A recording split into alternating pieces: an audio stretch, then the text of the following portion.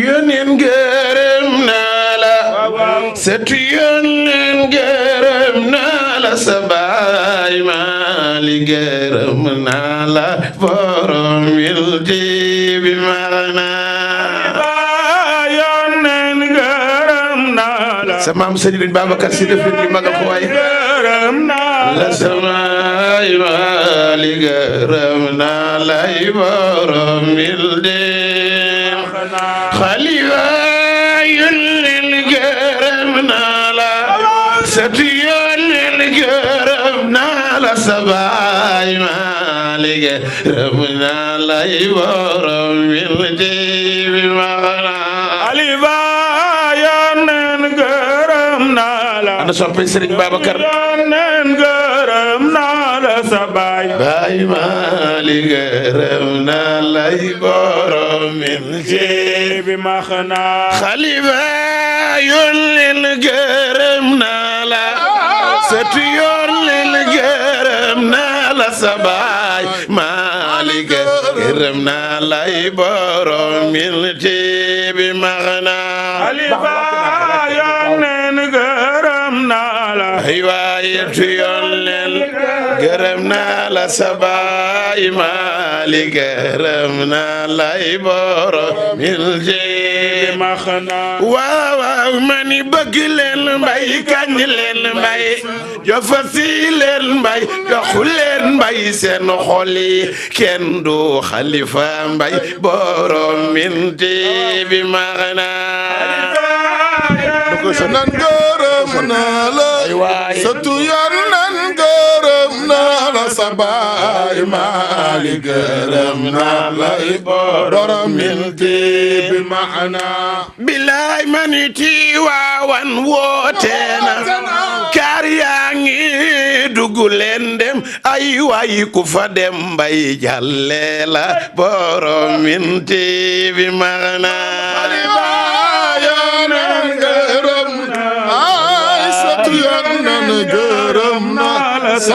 baay Maalik gërëm naa lay borom wildi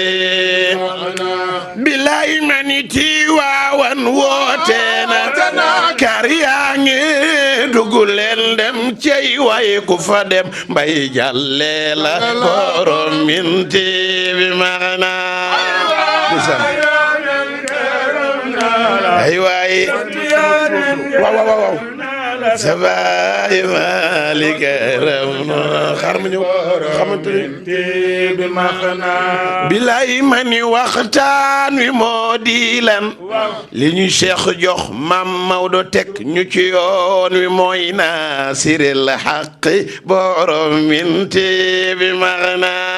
Tijaan bëgg leen mbay gëm leen mbay waay dafa si leen mbay jox leen mbay seen xol yi kenn du Khalifa mbay borom wildi bi maana bilay mani mooy naasiril xaqi bil xaqi lii ku ci sax booy dee tabbi aljana borom wildi bi maana Tijaan bëgg leen mbay gëm leen mbay ndeysaan leen mbay jof leen mbay xol yi kenn du Khalifa mbay borom wildi bi maana yëguloo ni ñun gaayu Khalifa mbay duñu mer foo ñu gis danuy ree di waxtaane Khalifa mbay borom wildi bi maana because it has meaning for us as a center. It has meaning for all the religions, all three revealed religions, monotheist religions, as all of them derived from him.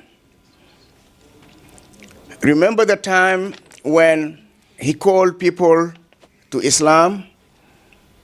and nobody followed him but two, a woman named Sarah and a man named Lot. Remember the time when only Ibrahim, Lot, and Sarah traveled to Babylon, Syria, Palestine to spread Allah's message, calling people to Allah, helping the poor, and doing good deeds. Ibrahim alayhi salam married Sarah. Lot immigrated to the land of Sodom and settled there. ñu ngi dalal bu baax suñu Serigne Mansour Sy bu sëñ Abdou maam Abdou ñu ngi ñu gaawantu rek parce que li ñu fi indi tey mooy déglu suñu gan yi ñu fi am donc Serigne Mansour Sy Djamil suñ ko naroon présenté rek mën nañ fi fanaan ak ñi mu àndal ñëpp tam noonu la ñu mel donc ñu jeexal rek wax ni nitu multidimensionnel la homme de religion la homme de culture intellectuel chevronné responsable politique bu mag Sénégal chef de parti député à l'Assemblée nationale du Sénégal et candidat même à la présidentielle bii ñu jëm donc kooku suñ ko naroon présenté day yàgg mais ñu yemale ko ci foofu mu ànd tey ak panel bi ak professeur Mohamed Mbodj professeur Mohamed Mbodj aussi intellectuel émérite la professeur la fii mais balaa mu fii nekk professeur dafa nekkoon professeur d'histoire université Cheikh Anta Diop Dakar yamul rek nekk ci professeur histoire dafa nekkoon chef département histoire te ku xam département histoire bu université Cheikh Anta Diop dafa am lu ñuy wax l'école de Dakar en matière d'histoire c'est l'une des plus grandes écoles d'histoire du monde souvent dañuy waxtaan mu ne ma Ibrahima man bi ma nekkee chef de département difficulté bi gën a mag bi ma amoon mooy gérer sama personnel su campagne électorale amoon parce que professeur Ablaye Bathily candidat la woon à la présidentielle ci man la doon dépendre professeur Iba Der Thiam candidat la woon ci man la doon dépendre mu jàppee ko noonu donc c'était les grandes sommités moom la nekkoon seen responsable alors mu jógee foofu mu ñëw fii nekk chef de département à l'université Columbia University nekk fa 8 ans daal di dem Manhattanville College nekk fa chairman département African Studies ak African and American Studies mais li particulier ci professeur Mbodj moom ak professeur Souleymane Bachir mi nga xam ne dafa jégalu parce que dafa voyager nekk fii ak professeur Mamadou Diouf mooy seen disponibilité ak seen jaxasoo ak seen engagement ci communauté sénégalaise bi loo leen woo su fekkee rek may nga leen 1 minute dinañ bàyyi li ñuy def ñu ñëw fekkee ko loolu bëggoon nañ ñu seddeel ko communauté bi tey xam ni seen teewaay bii teewaay la bu quotidien bu ñu leen di gis suñu biir professeur merci pour ça daaneel ci Mohamed Sakho nga xam ni peut-être c'est le plus jeune du groupe mais aussi extrêmement talentueux imam la ci suñu biir nekk ci suñu intellectuel yi gën a avancé à l'âge de 9 ans il avait maîtrisé le Coran aujourd'hui il maîtrise presque toutes les sciences du Coran yal na ko yàlla sàmm il est en train de préparer son PhD dans une université qui s'appelle l'université Al-Mistak de University. C'est un écrivain, il écrit beaucoup. Il est également le fondateur de Islamic Cultural Foundation of America. Donc, professeur ou bien monsieur Sakho, imam Sakho, yow itam docteur ñu lay dalal ci teewaay bi. Donc, sans plus tarder, mën nañu commencer waxtaan bi. Bismillahir Rahmanir Rahim. Sallallahu ala sayyidina Muhammadin al-Fatih al-Khatim an-Nasir al-Hadi wa ala alihi haqqa qadrihi wa miqdarihi al-azim. Wa radiyallahu tabaraka wa ta'ala an sahabati rasulillahi sallallahu alayhi wa sallam wa la hawla wa la quwwata illa billahi al-ali al-azim. Président Ibrahim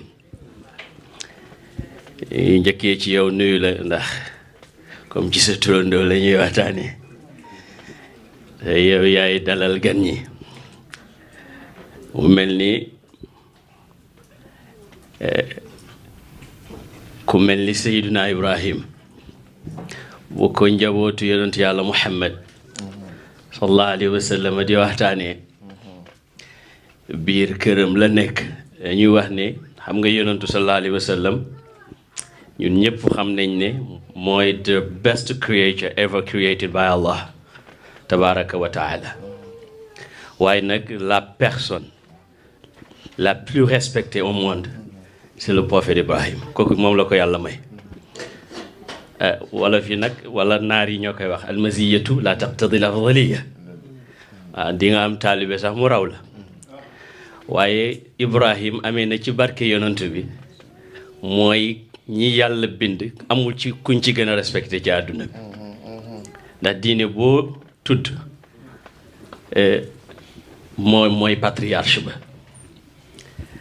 sama borom wax na ne huwa samaakumul muslimin min qabl wa fi hada dëgg la ni ko Sëriñ Babacar waxee yàlla nee na moo restauré l'islam parce que l'islam mooy diine bi yàlla am comme diine yàlla wax nañu ci alquran ne yonent yi yépp ci l'islam la ñu nekkoon Seydina Nuux wax na ne wa umirtu an akuna min al muslimin Seydina Moussa ba muy wax ak aw nitam mu ne fa alayhi tawakkalu in kuntum muslimin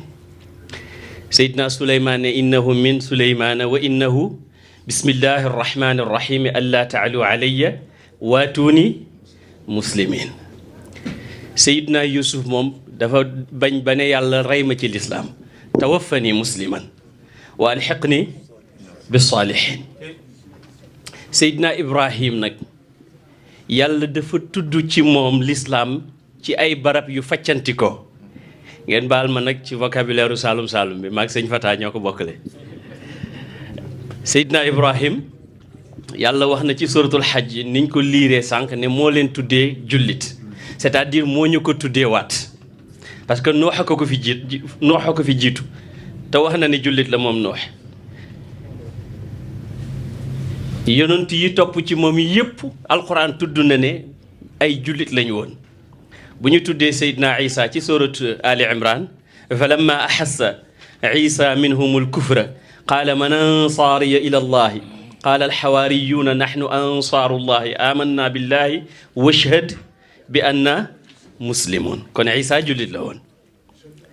Seydina Suleymaan wax nañ ko léegi ci suratu Naml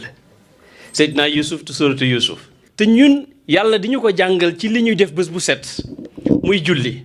parce que julli ñaar a ko seq allahu akbar asalaamu aleykum takbirun lillahi tabaraka wa taala wa taslimun li xalqillahi tabaraka wa taala maanaam màggal yàlla ak jàmmal mindeefu yàlla yi su may màggal yàlla te jàmmaluma mindeef yi kon màggalaguma yàlla al muminu man aminahu nnaas la yonent wax sallallahu alayhi wa alihi wa sahbihi wa sallam boobu benn la maanaam digganteem ak yàlla d'abord Ibrahim dafa xàmmeeku rek xam yàlla ni ko yàlla waxee wa laqad aataynaa Ibrahima rushdahu min qablu wa kunna bihi aalimin id qaala li abihi wa qawmihi ma hadihi tamahilu allati antum laha aakifun booba deretu ndaw gi mi ngi fi waaye xaal bi mu am ak boromam tax na bokkut ak ni muy waxee foofu bokkut ak na mu waxee ak baay ba ca suratu Maryam ya abati fii yàlla ne jox naa ko njubam bu yàgg baayam Azara donte am na ñu ne Azara du baayam parce que booy xool alquran fi mu njëkkee tuddee baayu Ibrahima rek dafa indi tur bi yi ci des yëpp mu naan baayam mais booy xool Fatiha Baqara Ali Imran Nisaa Maïda An'am ko zikar si ngeen xam muy subhanallah ya ca topp kon nag Seydina Ibrahima moomu modèle la pour ñun ci ouverture waaye modèle la ci pour ñun tamit ci xam suñu borom ak jege ko maa ngi gis Seydina Ibrahim foofu laay tëjee bi muy laaj yàlla ne ko na ko wan nan lay dundalee yi nga xam ne ñoom lay rabbi arini kayfa tuhyil mawta qaala awalam tuumin qaala bala walakin liyatma'inna qalbi qaala faqud arba'atan min at-tayri fazurhunna ilayka thumma ij'al ala kulli jabalin minhunna juz'an thumma du'uhunna yaatinaka sa'yan wa'lam anna allaha azizun hakim ñu ne ñeenti picc yi nga xam ne ñoom la ko sama borom waxoon ne ko na rey ñeenti picc yooyu benn nitu yàlla nee na ku mucc ci ñoom rek mucc nga xam nga nitu yàlla bi kan la Cheikh Alhaji Malick comme moom zawiya bi wala moom lañ ko tuddee te moo ko moom wax dëgg yàlla moo ko bind dafa bind ci kii ne man lam yatir anhu tuyurun arba'u wa ruuxuhu ila al ula laa turfa'u an nasru wal ghuraabu wa taawusu wa diiku wa diiku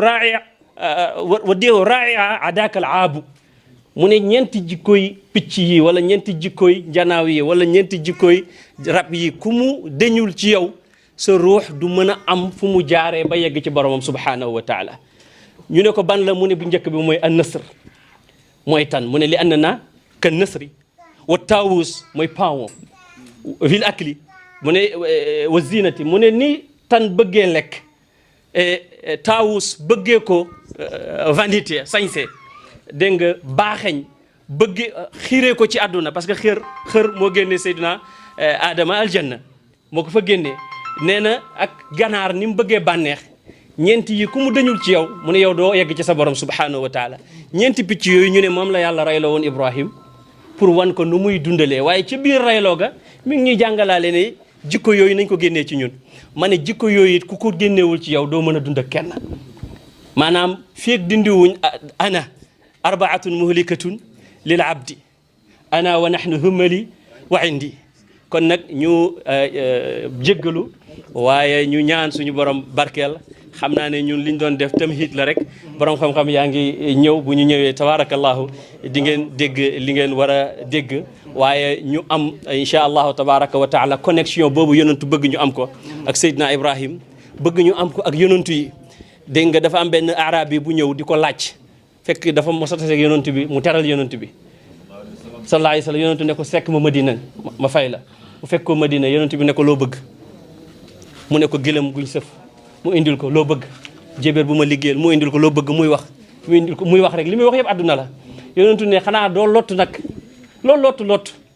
màggetam Moussa ma du la tane ñu ne ko lu màggetam Moussa ma meloon ñu ne yonentu yàlla Moussa ba muy gàddaay ak banu Israël dañ ko wax ne ko Yuusufa dafa waxoon ne buñ génn mukk kat te yóbbaale wuñ bàmmeelam bu yóbbaale wuñ néewam mu ne fuñ ko suul ñu ne ko xamuñ ko de waaye am na fi màgget su ko xam ñu ne wan leen ma mu ne wan leen ma màgget mi ñu wan ko màgget mi ne duma la ko wan mukk tant que li ma bëgg defaloo ma ko mu ne ko loo bëgg mu ne ko murafaqataka fil jannati dëkkaale ak yow aljanna mooy la gis nga saxaaba yi dégg nañ loolu moo tax xale bi doon sotti yonent bi njàpp yonent bi ne ko wax ma loo bëgg mu ne ko murafaqataka fil jannati yonent bi ne aw ghayra dhalika mu ne ko huwa dhaak loolu laa bëgg mu ne ko kon nag bëri dimbale ma ci bëri sujjóot màgget si ne Moussa dëkkaale ak yow aljanna moom nga may warlul wala du ma la wan fi ñu suul Yuusufa Moussa jaaxle sama borom wax ji ko ne ko jox ko lim la laaj c'est-à-dire yonent mi ngi ñuy wan ne lu ñu lottu nañ xër nag bëgg a nekk ak ñooñu le li saadatun min izzihim aqdaamuhum fawqa aljiba in lam akun minhu fali bi hubbihim izzun wa ja aadatu hubba rasulillahi mahsharati sallallahu alayhi wa sallam du loolu la wax walaysa li amalun alqaaka ya amali siwal wa taadimi kon nag ñu fexe jéem a jot saxaaba yi nekkoon ak yonentu ci cofeel ñu jéem a bëgg Ibrahim jéem a bëgg Moussa jéem a bëgg Isa te ku bëgg nit bëgg njabootam c'est-à-dire nañ xool sax yàlla sax mi bind ñëpp yàlla mi bind ñëpp ki gën ci njabootu yàlla gi mooy ki ci ëpp njëriñ te njëriñ nag mu ngi jógee ci mu ngi dalee ci xol soog a feeñ ci leneen donc foog naa ne incha allahu tabaraka wa taala loolu ñu góorgóorlu ci ñu ngi jéggalu suñu gan gu tedd gile ak suñu baay di Serigne Mansour président Sow ak Serigne bi si maa ngi koy wax Serigne Abdoul Aziz maa ngi koy wax ne ko daan naa gisanteeg Serigne Ahmed lu bari parce que maa ngi am office ba léegi rue Floris macha allah ñu ngi ziar bu baax a baax ak sama goro le consul sama jamaale tabarakallahu le consul général ñu ngi lay ziar bu baax a baax ak suñu gan yi nga xam ne ñoom tabarakallahu ñoo taaral jotaay bi Serigne Moustapha Senghor moom he is the most beautiful person in New York moom lay wax ni ku rafet la bu la waxee ku rafet la mooy nit ki moom dafay traduire anglais bi en wolof word for word macha allah sëñ Fata Sarr ngeen xam ko ci yitte ji ci baax gi tabarakallahu yal na yàlla yombalal ñu ba li ñu bëgg fii ci barke ki ñu ko tuddee ñu am ko ci maa ngi leen di wax barke démb rek bayt ya ma defoon ci moom ba naan ko araka anil xatmayni xaqan xalifatan fasil niya bil xatmayni yaa Mawda Maliku may fekk maa ngi def istixaasa ci xanaa da ngeen baax rek moo tax ngeen boole ñu ci ndaxte suñu xam-xam ci li ñuy wax tey sorewu ci ñun ay historien lañu lu ñu gisul ci kayit yi wala de gasuñu ko ci xeer yi ay nit jàngaluñu ko donc sama intervention ci côté boobu dana du sore deuxièmement dañ ni ma wax tuuti ci dialogue des religions ndax lu am maanaa la lu am solo kooku dinaa ci jaar tuuti. waaye balaay may commencer ma indi nuyoo samay collègues yi nga xam ni bi ñu ko waxee daje nañu il y a 2 semaines ci kër Souleymane ñu seet naka la ñuy def ñoom duñ fi nekk ñu ni ma kon yow yaa fi nekk soo demee rek nuyul ñu ñëpp seetal ñu ñëpp lu fa am rek baax na kon nga xam ni da ngeen baax parce que xam ngeen ni suñu xam-xam dëgg-dëgg solowul ci li ñuy fi waxtaane tey waaye terewul ngeen boole ñu ci kon boog jërëjëf yëg moom dafa am maanaa nit ki soo ko yëgee rek amul lu tuuti amul lu mag yëg ku nekk xam nga ki la yëg ak ki la yëgul kon li tax nga yëg ñu li tax ba association bi yëg ñu li tax ba waa Zawiya bi yëg ñu yal na yàlla def lépp liñ ci mébét te muy lu baax rek mu eggale ko ci lii ba tax fi samay waajur jóge dëkk bu ñuy wax ndomb ñëpp xam nañ ko waaw man dama yeewu sama àddina presque calendrier bi nii la dañuy gàmmu ji Waalo dañuy gàmmu ji Tiwaawan dañuy dem ziyaar année bi yëpp amul 3 mois yoonul toog te kër gi du fees ak i gan moo tax côté boobu aussi lu jara wax la sëñ Mansour mi xëy na xamante wuñu xamante bu jóge bien que am nañu ay amis communs comme Mamadou fekkente nañu reere nañu këram ensemble mais nekkandoo nañu Paris moo tax ma bëgg joxe boobu témoignage dans les années 70 léegi laa doon wax kii mu may laaj ni ma ban année nga def sa thèse ma ne ko 1978 mu ne ma kon grand temps yooyu ñoom ñooñu magee ay at yu tuuti nekk suñu kanam di diriger mouvement estudiantin bi à Paris lu tax may wax loolu moo di ni léegi Sénégal dañu bëgg ni ñi nekk ci diine ji doomu sëriñ yi waruñu dugg ci politique mosuñu ci génn ba di ci génn ba di ci dugg dafa am ñu nga xam ne yàlla def imam al cheikh al oustaz Mouhamadul Mountakha Sakho wax ak li fi professeur Mouhamad Mbodj wax ak li fi président Ibrahima Sow wax lenn rek laa mën a wax mooy ñaan ñoom lii seen xel nal ba génne ko te ñu delloo ko ci ay références yu wér muy alquran muy logique di mantiq di xadis yonent bi sallallahu alayhi wasallam di leneen ak xel mu rafet te yow boo na ma ni sa cheminement foofu lay jaar gannaaw biñ la xamee ci xam-xam ak mën a def istinbaat di mën a tibbe ci xam-xam bi ci référentiel bu wér loo xam ni da nga ci gindi ñi nga bokkal jamono ñun li ñu mën a def mooy ñaan lépp loo xam ni wax ngeen ko fi te mu nekk lu nit war a jëfe pour suñu jamono jak suñu dund jak ci wàllu dialogue islamo-chrétien wala dialogue pour un humanisme éternel waaw pas uniquement entre les religions monothéistes mais pour un humanisme éternel insaniya amma shamila daima baynal xalqi ci diggante mindaafanu yàlla yi loolu nekk na loo xam ni moo gën a yaatooti sax dialogue bu war a am ci diggante ñoo xam ne ñoo bokk baay ba pare muy Seydina Ibrahim alayhi salaam ñoo bokk maam ba pare muy Seydina Ibrahim waaw ak ñi nga xam ni ñoo di yonent yi yàlla yónni te joxoon leen ay téere ñi ci gën a siiw bokk ci ulul azm muy ña yàlla waxoon yonent bi sallallahu alayhi wasallam naan ko fasbir kama sabara ulul azmi min ar-rusul ña ci gën a metti mission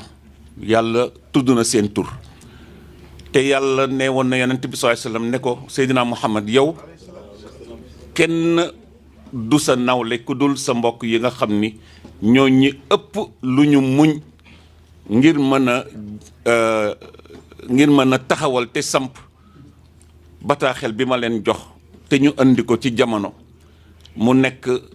ndénkaane yoo xam ni amul daytal amul fu mu yem te yow Seydina Muhammad sallallahu alayhi wasallam ñële sax am na fu seen message yem waaye yow sa message moo di wa ma arsalnaaka illa kaafatan linnaasi bashiran wa naziran dama la yónni ci ñëpp ku weex ak ku ñuul ak ku mboq ak kuy catholique ak kuy yahut ak kuy nasaraan ak koo xam ni sax bois sacré la gëm comme niñ koy waxee ca Casamance ak ci àdduna bi nga xam ni tey am na ñoo xam ni ba léegi gis-gis yooyu la ñu am ne ko nag ñi nga xam ni ñooy sa ndimbal te nekk sa socle te ñoo la jiitu woon ci coono boobu laa bëgg nga massawoo leen te ni nga leen di massawoo mooy nga fexe ba wéyal seen message ba nit ñi mën koo dégg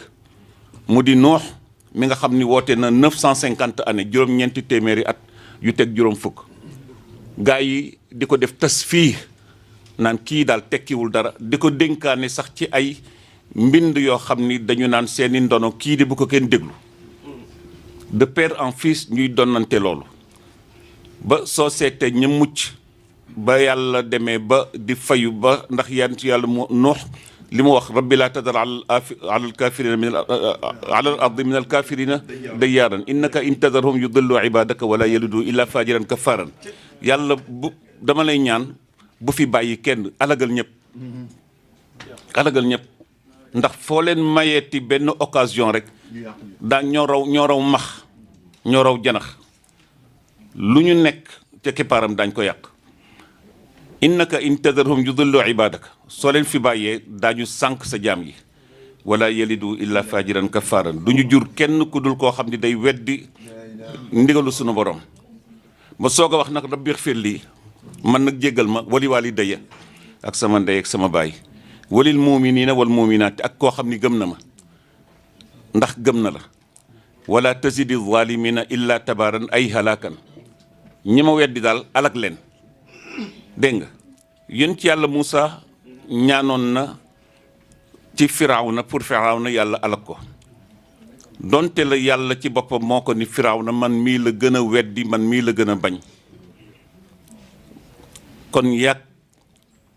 sa mbokk mii di Haaruna maa ngi leen di yónni ci koo xam ni beew na ba jéggi dayo muy Firawna waaye lu mu beew su ngeen demee na ngeen wax ak moom ci yar ak teggin ak sagesse muy xereñ ak xarala ak tey goo xam ni da nga xam nooy mën a dialoguer ak sax ki nga xam ni moo nekk l'ennemi numéro 1 l'ennemi public numéro 1 ci suuf moo nekk l'ennemi public numéro 1 ci asamaan mais terewul yàlla ne ko na nga dialoguer ak ñoom waaw te soo demee na nga wax ak moom wax bu yar idhaba ila firawna innahu taxa waaye teg ci faqula lahu qawlan layyinan na ngeen wax ak moom wax ju nooy Firawna ku beew la dama leen di yónni ci moom waaye soo leen demee bu leen jàmmaarloo bu leen xulo bu leen xeex na ngeen wax ak moom waxin wu tey laallahu mbesle moom yatazakkaru mu fàttalikuwaat kattanu yàlla aw yaxsha wala mu tiit kon nag nit ki na xam nu muy assagiré nu muy yare kàddoom ndax kàddu gu rafet mooy jur ëllëg njariñ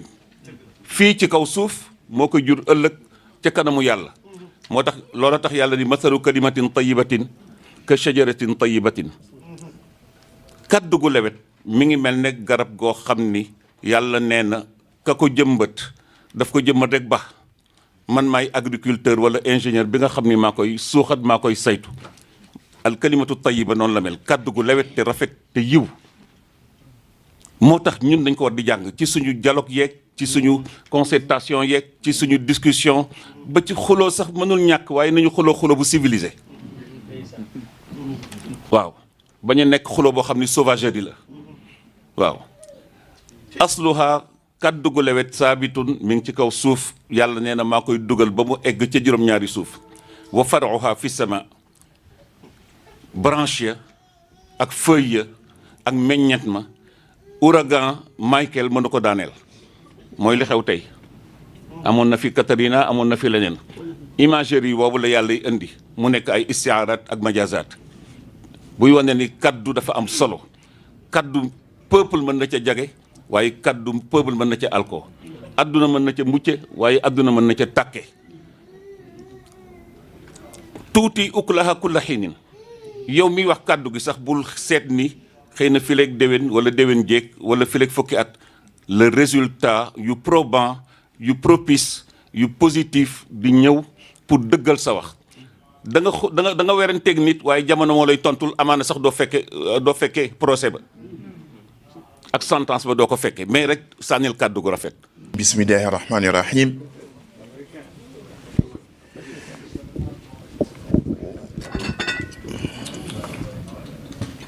walhamdulillahi alladi bi ni'matihi wa jalalihi tatimu salihat.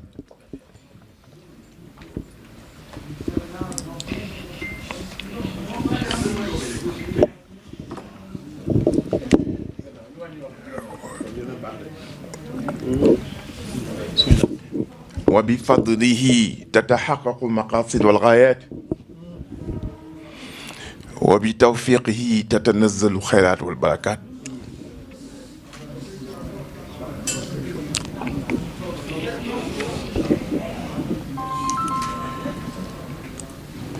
اليوم أكملت لكم دينكم وأتممت عليكم نعمتي ورضيت لكم الإسلام دينا.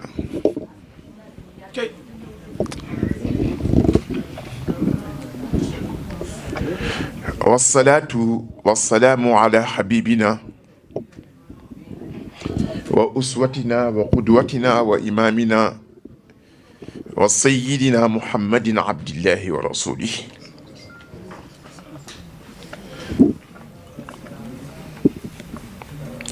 وعلى آله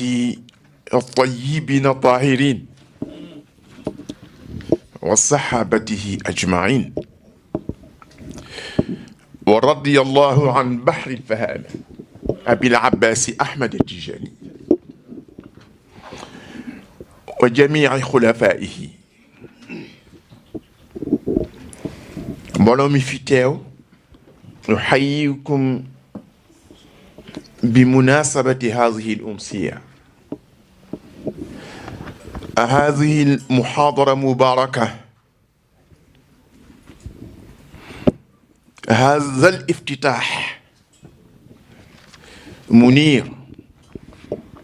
وهذه المحاضرة التي تجسد الإسلام الذي ندعو إليه ودعا إليه قبلنا آباؤنا وأجدادنا بمقاصده ثلاثة. الخليفة إني جاعل في الأرض خليفة. kenn dafa am émotion bu ma dem mais léegi mu dem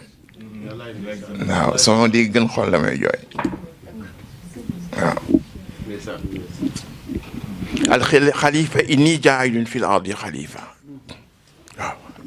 وعمارة هو أنشأكم من الأرض واستعمركم فيها والعبودية والعبادة وما خلقت الجن والإنس إلا ليعبدون. ma leen di nuyu بمناسبة هذا الافتتاح ñaan Yàlla أن أعادنا الله ربنا سبحانه وتعالى ñu fekke ka tey fekke waat ka ay fekke yu bare bare. Yàlla mën na ko yàlla nañu ko defal.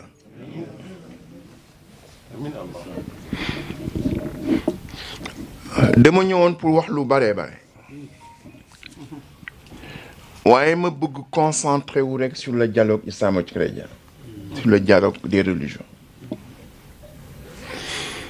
Je suis le co-président du Conseil mondial des religions pour la paix, qui a son siège Sri United Nations Plaza, bâtiment boobu janook 1 Million Hotel foofu mooy sunu siège. waaw gannaaw bi ma nuyoo ñëpp di nuyu imam Dieye di nuyu comité exécutif bi ak Moustapha Senghor ak les membres du comité nuyu nag sunu waajur sunu kilifa ñun ñëpp du Cheikh Seydil Mansour dama bëggoon mu ubbil ma ndax jaar-jaar bi ma am ak moom bi ñu nekkee xale ba tey en 1957 sëñ Cheikh mës na ñëw campagne électorale 59 ñëw fekk ma sunu maam kër maam Khady Moroon ñu toog di ko fa nekk maam moom sëñ Cheikh à l'époque mu génnee 5000 francs maam moom mu may nu ko 5000 francs 59 ni jënd leen ka tàngal ku sant si day bëgg tàngal waaw ma ànd ak moom fu nekk nag waaw ñu jàngandoo alxuraan bés bi ko sama Abdou indee jox ko sëñ Mamour daf ko dalal baasin mi mara ba pare ni ma sa taalibee ngoog maa ko defal li fent ba mu jeex defal ko ijji ba mu jeex waaye nag après moo ma raw kooku il faut que ñu yokk si waaw te mbaaxam moo tax man fàtte woon naa loolu mais mu ñëw di aj si man xool yàlla li muy def moom fan la nekk mi ngi nekkoon keer fa la jàngee azar waaye ajul mi ngi mel ne yàlla dafa ni ko négal sa turandoo négal bi ma ñëwee banque islamique ñu mu ñëw benn bés rek ni ma aj si na dama dem jëli ko fu mu daloon ni ko ñëwal aj si man à la banque islamique de développement bi mu nimee sama kër xam la no mu ni ma sama sëriñ ma ni ko sama sëriñ fan laa nekkee sa sëriñ mun ma danga fàtte yaa ma dalal baasin mi ma mbaaxam a tax waaye raw na ma itam il faut ma yokk ko si waaw mbaaxam ma bëggoon mu ubbil ma dafa am expérience yu bare yu nga xam ni maam moom ñoo ànd def ko ànd ak sëñ Mansour borom daara ci yóbbu ko fu nekk yóbbu ko Paris mu faju maam moom la woon yóbbu ko mu ziyaare yonent bi sallallahu alayhi wa sallam maam moom la woon yóbbu ko mu aji maam moom la woon yóbbu ko mu umra maam moom la woon yóbbu ko mu ziyaare Cheikh Ahmed Tijani maam moom la woon keroog bi ma àndee xalif bi itam ñu dem ziyaare ji Cheikh sëñ Mbay maag moom la woon ma bëgg seede benn seede si moom sëñ Mansour dafa baax ba mbaaxam di ka gaañ ñi muy àndal am na ku ko wax léegi ni musuma gis ku woyofu na moom te kooku magam sëñ Mbay si xalif bi moo ko def mu ni ma Mansour dafa baax ba baaxam di ka gaañ ñi mu àndal te man expérimenté naa ko dañ daan ànd si kaaba gi suñu tawaafee xam nga waa Tiwaawan yu xeet yi suñu gisee ñun ñaar rek ne kaay leen tawaafal nu te xamuñu ñun ñi ngi tawaaf ba dara nekkatul suñu ay tànk moom su bëggee incité ma xëcc si loxo bi ni ko ñooñu dem sonn naa waaw moom noonu la ko yàlla melal moo taxoon ma bëggoon mu wax ndax xam-xam bi nekk si moom dégg bi mu dégg alxuraan dégg bi mu dégg ahadis niveau bi muy waxee c'est très rare ñu waxee ko yàlla tam dogal ma moom ñoo nekk ci Treviso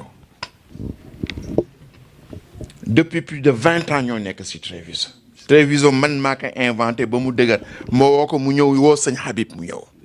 mais ñoom bi ñu ñëwee fi ñu yóbbu Treviso dafa dépassé lu nekk amul benn daje ko Seydi Hadj Malick bu mel na Treviso waaye yàlla ak taxawaayam ak xam-xamam ak fi mu ko yóbbu moo tax mu def loolu ma nettali benn affaire bu doy waar affaire boobu moo may kurus gii sëñ Babacar la nag bu leen ko xëcc nag sama loxo ba mu nag dama toog benn bés ak sëñ Mansour woo ma ni ma fekk ma VDN bi suba vers 9h ma ne ko lu xew mu ni ma sama nijaay moo gaañu te bi muy génn àdduna daf ma dénk boppam mu ni ma woo naa sëñ Mansour Dabax mi ngi jóge Tiwaawan mi ngi ñëw fekk leen ma Petit Mbaaw ñu ñëw fekk Petit Mbaaw ñu toog tuuti sëñ Mansour ñëw ñu commencé di ndékki déglu leen bu baax li may wax yàlla dafa dogal lu nekk maa moom ñoo koy ànd lii itam du hasard wallahi lii du hasard dañ fi fekkante fii du hasard sëñ Mansour ñuy ndekki ñu toog tuuti xam nga lébu rek ñu nu mel ñu toog tuuti rek chef de village bi di neyaayi sëñ Mansour ñoo ni ko sëñ Mansour ki génn àdduna doomam yi nen nu doo ko jullee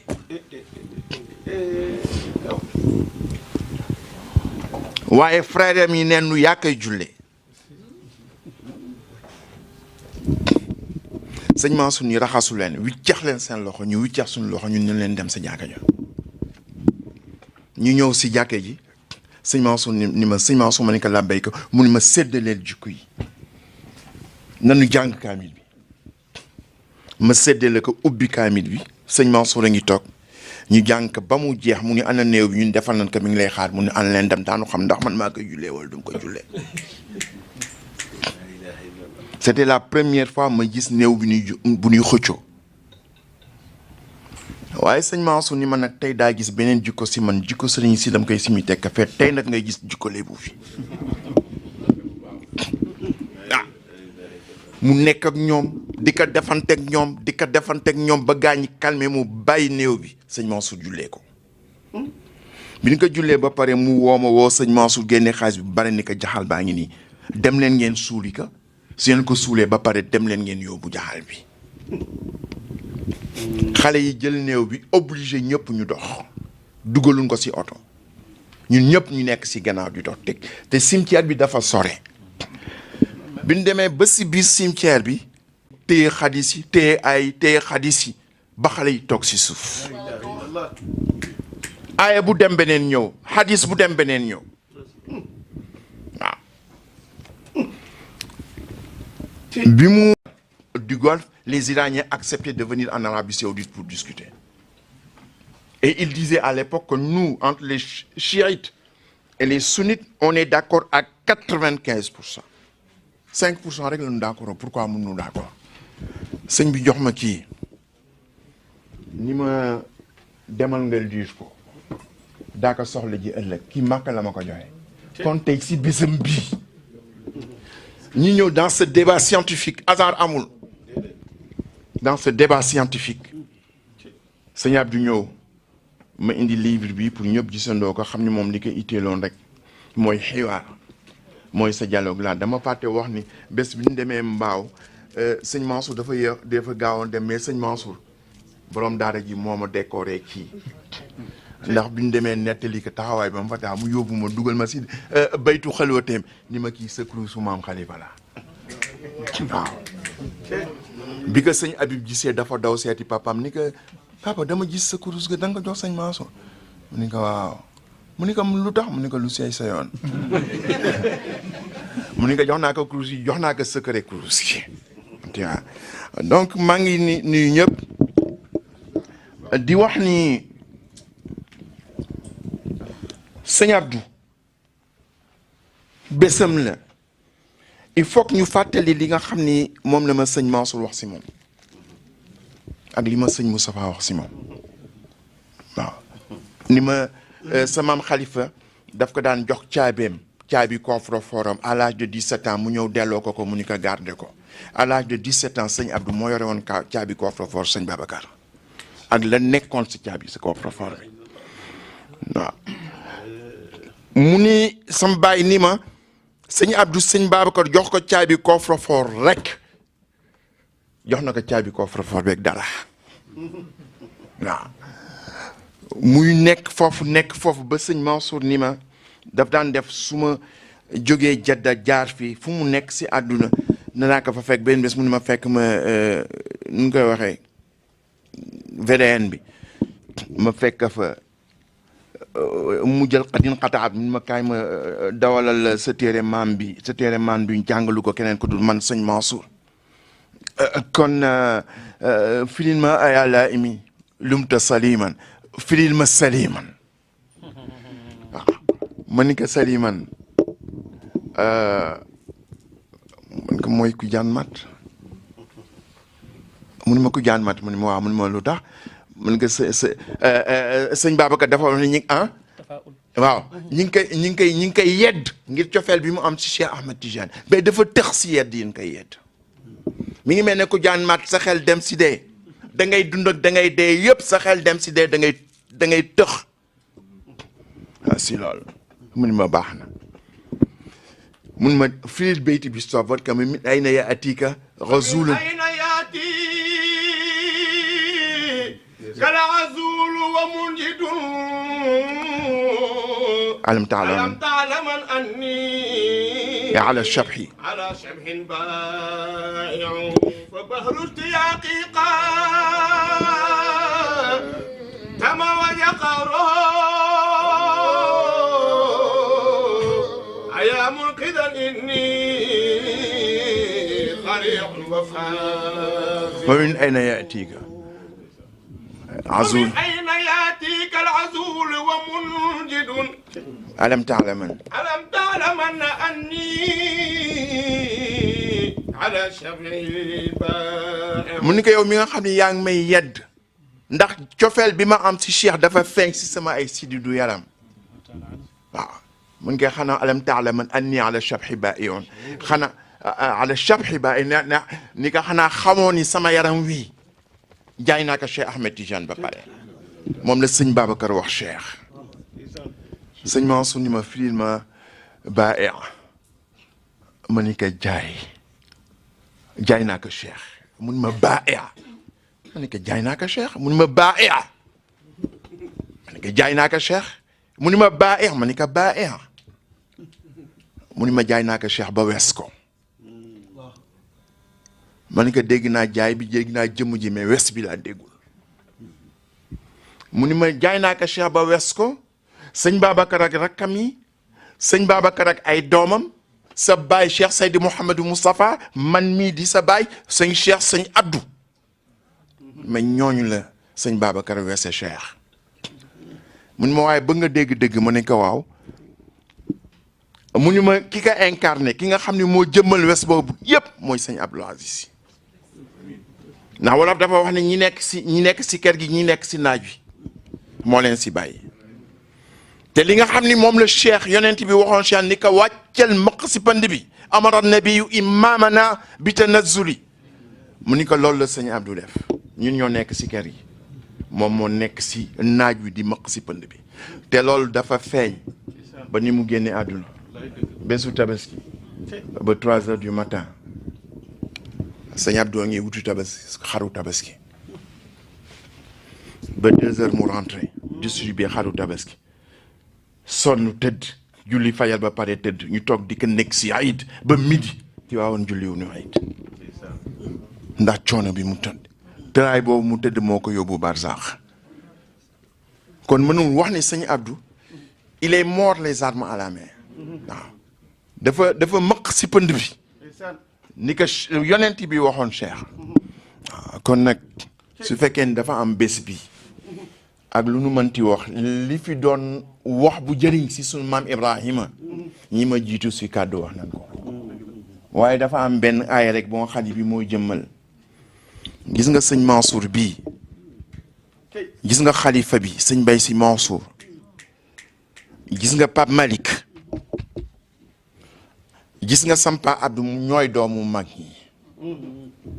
sam baay moo daan wax doomu mag ñi mu naan xale yi bu leen dóor seen dënd du yéen mag ñi la waaw te yàlla dafa tagg mag ñi fa lawlaa kaana min alquruni min qablikum ulul baqiya yanhawna an ilfasadi fi l ardi illa qalilan min man anjayna minhu wa tabaa alladina zalamu yàlla nee na ulul baqiya ulul xikma ulul ilm ulul tamyiz fa jaalnaahu samian basira inna hadaynaahu sabila imma shakiran wa imma kafura yàlla nee na du yéen ñi toog yëpp du yéen jàmbar ngeen waaye mag ñi ñoo leen teg si yiw yooyu mag ñi ulul baqiya yanhawna an il fasadi fi l ard nit ñu nga xam ne su safaan bëggee taxaw daanu ko duma ba safaan randu sëñ Abdou si ñooñu la bokk sëñ Mansour bii doomu mag ñi la bu leen fàtte ni bi Azhar di célébrer son 2 millénaires ak boroom xam-xam yi nekk Sénégal yëpp ñi nga xam ne moom la sama Abdou njoboote moom mii la yónni moo dem Azhar def fa benn discours bu nga xam ne bi kenn du ko fàtteti ñii ñooy doomu mag ñi waaye yàlla dafa wax ni man maa bind 7 milliards d'habitants sur terre 7 milliards 500 millions 1 milliard 500 millions ñoo ma topp 6 milliards woon ma gannaaw kon nag ku bëgg si 1 milliard 500 millions yi nag ma ko sante man yàlla du sa njàmbaar mënoon naa la boole si 6 milliards yi waaw mu ni mag ñi nag man maa leen seppi waaw su mu leen seppi woon wa tabaat lazina zalamu man maa leen seppi yàlla nag jàpp mag ñooñu ak seen doom dama ni keroog bi ma demee Touba ma wax xalif bi ni que benn mag moo liggéey waaw mooy Mame Maram Mbacké meññ si Hajj Malik meññ si Touba waaye nag yàlla wax tam ni wa ma kaana rabbuka li yuhlika al qura bi zulmin wa ahluha muslihun yàlla nee na du ma demee bay bëgg duma fàttaliku si Hajj Malik dellu gannaaw su ma demee bay bëgg duma fàttaliku sëñ Touba dellu gannaaw waaw ndax mag ñooñu lépp lu nga xam ni moo am fii ñoom ñoo ko liggéey loolu mooy cëru sëñ Abdou si ñun mag ñekki liggéey bàyyi ko man dem naan tey fii ñu toll sëñ Mansour bii mooy chance ko sëñ Hajj Malik waaw ku añaanu loolu daa ko wax te moom xam na ma xam bu wér bu nga xam ne bii bu nekk xale ba tey am fukki at ñooy ànd maamam xam ne du sama jukkoo ma koy jëy du ma jëy kenn waaye fii ñu toll te du hasard yàlla indi ko fii tey te man de loin à Bali je viens de la réunion de la Banque mondiale les assemblées de la Banque mondiale et du Fonds monétaire international tous les soirs maa ngi branché fii li xew yëpp gis na ko mais maîtrise bi mu contrôler lépp waaw te kenn yëgul dara mu rafetaay bu nga xam ne bii sagu tariqa bi la sagu diine bi la sagu Sénégal la itam kon na yal na yàlla guddal fanam kon yéen chance bu rëy a rëy ngeen am chance la bu nga xam ne bii itam hasard amul ma bëggoon rek wax leen ni j'ai fait un très beau texte sur Seydi Hadji Malick naa leen ko liiral bala may pare te mooy borom bés bi mooy borom jàkke ji waaw c'est pas un très long texte mais ce que je voudrais mooy wax leen ni dama dem Bali si les assemblées de la banque et du fonds Bali c'est la plus grande station balnéaire du monde ñëpp fa la ñu jëm Banque mondiale utilisé ko ba mu fay jóge 28 heures d'avion laa def ak si Sénégal bi ma wàccee avion bi mënu ma taxaw ma dem nopp lu tuuti jëlaat avion ñëw fii mais gis nga les préoccupations da nga wax léegi sunu maam Ibrahima Abou Tawhid te loolu moom laay duggee ci sujet bi ndax mooy sunu sujet tey sunu maam Ibrahim dama dem Bali c'était une ville bu nga xam ne bii 90% d'hindous et 10% de musulmans alors que le pays lui-même le plus grand pays musulman du monde avec 250 millions il y a 90% de musulmans et 10% d'hindous mais nga jëm Bali 90% d'hindous hôtel yi gën rafet ci àdduna foofu la nekk mais réceptionniste bi nga xam ne bii moo jël sa facture que ça soit à Sofitel que ça soit à Holiday Inn que ça soit au Méridien que ça soit à Hilton mi ngi amee benn statut teg ko su ndekki jotee mu jox ko mu ndekki su añ jotee mu jox ko mu añ si reer jotee mu jox ko mu reer te ndekki bi mu ko joxoon ma nga fa añ bi ma nga te reer bi ma nga fa waaw kooku la ma fa nekk yépp maa ngi xalaat sunu maam Ibrahima waaw bi mu waxee baayam ni que pourquoi ngay jaamu ko nga xam ni kii laa yasma wala yubsir wala yaxnika wala yaani anka shay'an pourquoi ngay jaamu ko nga xam ne kii mais mënulu la dara nga koy indi muy reer di koy indil muy ndekki te du dara te kooku mi ngi ko waxoon si jamonoy maa Ibrahima sa maa Ibrahima yàlla may na ko xel bu nga xam ne bi insaniyam niyatam mayu ko mu jaamu xelam mayu ko mu jaamu asnaam mais ñoom avec tout leur développement les hindous mais c'est des gens développés soo demoon tey à Londres pharmacie bu fa am hindou yi ñoo koy contrôler ici aux États-Unis du point de vue de l'électronique suñu paanee si guddi gi fan lañ koy yóbbu Inde lañ koy yóbbu mu dépanner seen électronique yi su suba kon ñooñu am nañu xam-xam duñu ay jaahil waaye li ñuy am xam-xam di am xel yépp seen xel mayul leen ni doj wala bant bu nu yet du lekk bant bu nu yet mënul leen dara mais ñoom foofu la seen xam-xam tollu waaw donc nga gis ni sujet bii ngeen choisir sujet la bu nga xam ne bii sujet bu am solo la et si benn point mu Ahmed Shawqi muy wax bi nga xam ne nii yonent bi sallallahu alayhi wa sallam ñëw na mu ni ko atayta wa naasu fawda la tamurru bihimi ila la ala sanami qad hamma fi sanami waaw si nahjul balaaga si nahju burda bi Ahmed Shawqi tagge yonent bi sallallahu alayhi wa sallam ni ko bi nga ñëwee atayta wa naasu fawda bi nga ñëwee ñëpp xam nañ ni y avait une anarchie totale bu nga xam ni moo am si ñi ndax ñi nga xam ne ñooy jaamu xelem ñi xam na ni xelem yi mënoonu leen dara yonent bi sallallahu alayhi wa sallam bi mu ñëwee di toj xelem yi si màkk xam na ni xelem yi doy leen dara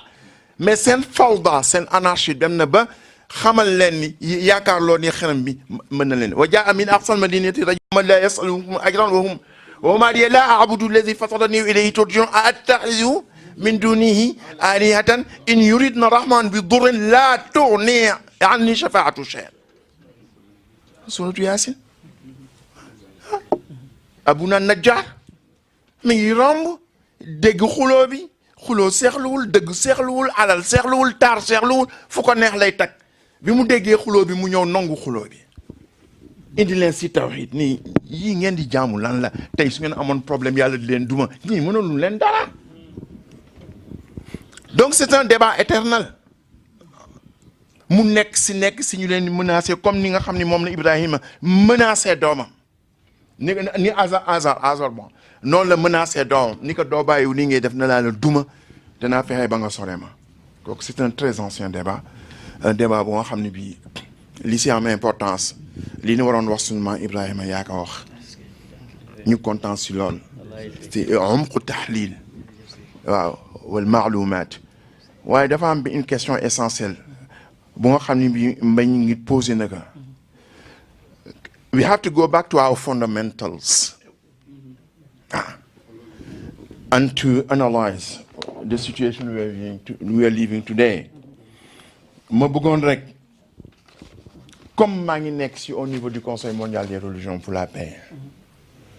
te li nga xam ni mooy xew si àdduna bi soo ko nattee si sunu maam Ibrahima defar nga natt ka itam si li nga xam ni anbiya u yëpp ñoo bokk mbalka mi ñu naane al anbiya ixwatun wa diinuhum waahidun waaw yaftari baadu nnaasi alkazib ala anna anbiya allah fa yaquluuna bi anna muhammad diinuhu alislam ولعيسى جاء بالمسيحية والموسى يهودي وهو كذب على الله تعالى قال فالأنبياء جميعا مسلمون قال الله تعالى أم كنتم شهداء إذ حضر يعقوب الموت يعقوب bi mu nekkee si sukuraat dafa woo ay doomam ni doomam yi kan ngeen di jaamu sama gannaaw ñu ni ko daanu jaamu sa yàlla maam Ibrahim lay wax kan waaw ilahu abayka Ibrahim wa Ismail wa Ishaq ilahan wahida wa antum wa nahnu muslimun wa nahnu lahu muslimun waaw mu ni ko suñ demee soo demee daanu jaamu sa maam Ibrahima daanu jaamu Ismail daanu jaamu Ishaq te jaamu boobu ñu koy jaamu moo ñuy def ñun muslim donc bien avant yonent bi sallallahu alayhi wa sallam baatu muslim yi feeñ na kon ñoom ñëpp li koy wone amana rasul waaw léegi amana rasul soo ko jàngee daf lay wan ni soo gëmoon Muhammad sallallahu alayhi wa sallam dem si ay xare ba dee si xare bi te gëmoo ni Isa yonent bi gën a gëmoo ni Moussa yonent la gëmoo ni Ibrahim yonent la sa iman dëgërul xoolal le niveau d'œcuménisme et yaatuwaay boobu nga xam ni moom lañ yaatu xam nga li am importance aujourd'hui mooy seet ce fond commun bu nga xam ne bi ñu ñëpp am nañ ko comment se fait-il que mu am ay divergences comment se fait-il que mun nu dagaloo ñun ñëpp benn yàlla bi la ñu am muy subhanahu wa taala waaw donc il faut que ñu décrire réalité bi lan la ngeen may ma rek ma junj ko tuuti ba pare jox leen ñaari exemple bu njëkk bi mooy lan mooy la lettre de Jaafar le discours de Jaafar bi mu ñëwee si Najashi ak risalatul Makka waaw wala risalatul Médina aw aqdul Médina bi nga xam ne ni gàddaay nañu ñëw Médinatu Munawwara situation ba fa yonent bi fekk de situation de vivre ensemble et de cohabitation. Il appartient à tous de décrire la réalité avec la plus grande objectivité à la manière de William Wendley. Wendley mooy secrétaire général bu the World Council Religion for Peace. mu ni our world is marked by wars, the spectre of terror, vast expenditure on arms, the spread of mass destruction, outdated and inadequate notion of security, the scandal that half of us are living in dire poverty, major diseases, pandemics, and an already vulnerable earth. Let's be honest with one another. In this room, we can be honest. Our religion, all of them, are perpetually vulnerable to being hijacked. I'm not speaking of my own religion or of one religion or at any one time, but all religion across line. Today, our religion are being hijacked by religious extremists, hijacked by unscrupulous politicians, hijacked by sensational journalists. And our vehicle of faith must be rescued from the hijack grabs. Et dans la même veine, au cours de cette assemblée, qui avait pour thème Confronting Violence and Advancing Shared Security à Kyoto en 2006, Son Altesse Royale, le Prince Hassan Ben Halal, a dit « We must not allow the action of small groups and extremists perverting the meaning of their faith to foment a dangerous clash of civilization that would bring untold destruction and misery to the people of the world. » ñooñu ñëpp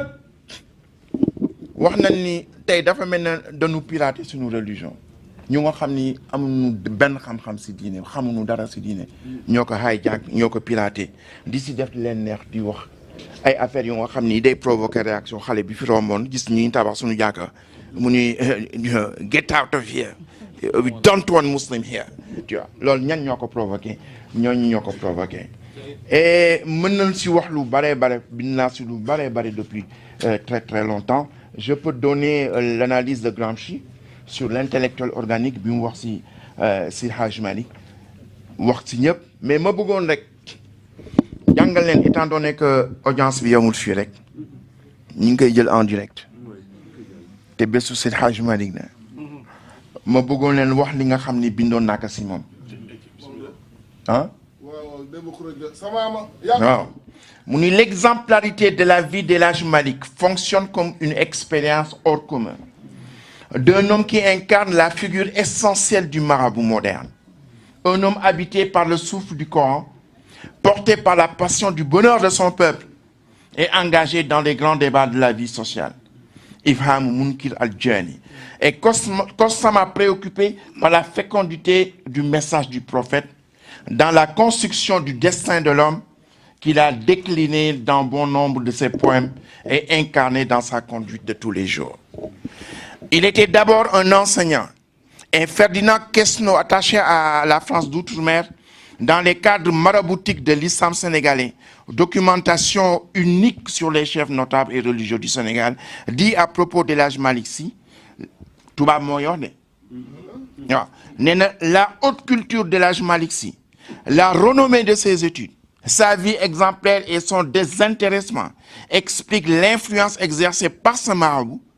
de 1902 à 1922 et la vénération dont il est encore l'objet de la part de tous les musulmans du Sénégal. Par son enseignement,